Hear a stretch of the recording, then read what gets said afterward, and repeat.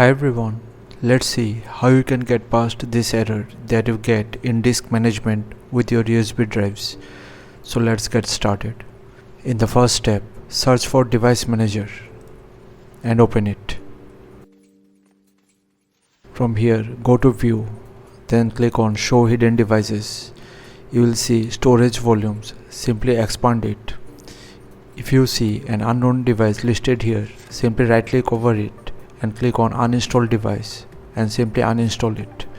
Once uninstalled, close the Device Manager and restart your computer, and this should fix the issue. In the second method, search for Command Prompt, right click over it and run it as administrator. Now type disk part and hit enter.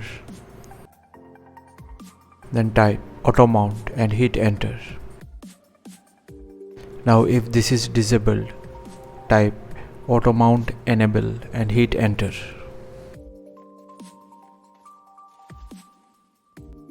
Once enabled, exit from command prompt and restart your computer. In the third and final method, search for command prompt, right click over it and run it as administrator. Now type disk part and hit enter. Now type list disk and hit enter. From here, determine your USB drive.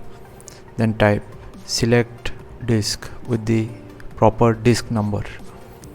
Once selected, type list volume and hit enter. From here, determine the volume of your USB as per its capacity. Then type this command along with the volume number and hit enter.